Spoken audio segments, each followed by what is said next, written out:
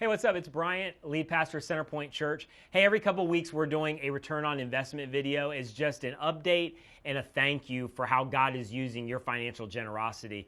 And I don't need to tell you how crazy life has been, how upside down our world has been turned, but I'm telling you, what you have been doing through Centerpoint is having more impact than ever before. In fact, during COVID and us going online middle of March, we've seen our church grow significantly, and it's been really cool even this last week hearing story after story of people locally who cannot wait to show up in person because they're now calling Centerpoint their home as they've engaged with us online. And of course, you know we've produced a full digital campus now. So we have our CC Kids Saturday Night Live experience, Velocity on Wednesday nights, of course our weekend services, online curriculum and content on YouTube. We're seeing more parents engage than ever before. iGroup, so no matter where you are around the country, you can join a group. Next steps for people who are brand new. I could go on and on and on, but we have people joining us all over the place. One of my favorite examples is a guy who is in Egypt, logged on to Centerpoint Online, began to follow Jesus, and started a Bible study with a bunch of other guys in Egypt. They watch the service every weekend, and then they engage with the content that we produce via the CC app, which is absolutely incredible. And then this last couple weeks, I received a letter, and this person not only watches Centerpoint Online, but is engaged through Unfiltered Radio, which again, you're a part of through your support. And she wrote this note card to us that just talked about her experience, and I thought this was so incredible. I just want to read it to you. She said, "It has been my pleasure to listen to your church and then also the Unfiltered Radio program." And she said, "Recently I listened to the Be Fearless series, and then this is what got me, man, this is so powerful." She said, "It is the first time in many years that I have vicariously felt accepted and a part of the church, the body of Christ." She said, "Actually, even more so than in my entire life." And she went on to thank our church and all that we're doing.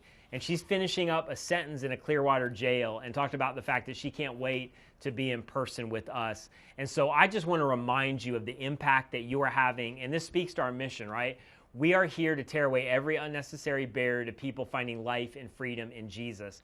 And our vision is to create an alternative to church as usual for all people. And right now, that all people is encompassing a lot of different races and ethnicities and religious backgrounds and areas of the country and places locally. But it's exactly what God has called us to do. And not only are we reaching people through our services and online content, but because of your generosity, we're able to put back into the community. We've been able to give special gifts over and above our monthly support to our 10 partner organizations in the city to help them with feeding the homeless and food scarcity and education and mentorship and helping families in need right now. And that's possible because of what you've done. Over the last few weeks, we've grown by 50 plus brand new financial givers. We've seen our giving actually increase during these COVID seasons rather than decrease. And so I just want to say, again, thank you to what you've done and continuing to be committed to our mission. And we're going to re-enter before too long. In fact, we hope to have some more information soon. Of course, we have a team night of worship coming up.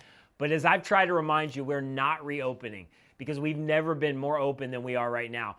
God has grown us by the thousands, and he's reaching people that never would have been reached if not for this season. So it's having an impact. Thank you for standing with me, my family, so many others. I would say this, there's been a few of you that you literally had the choice between supporting your family and giving to your local church, and you chose to support your family. And I just want to say that was a good call. And for those of you that God's continued to bless during this season, you've actually given more.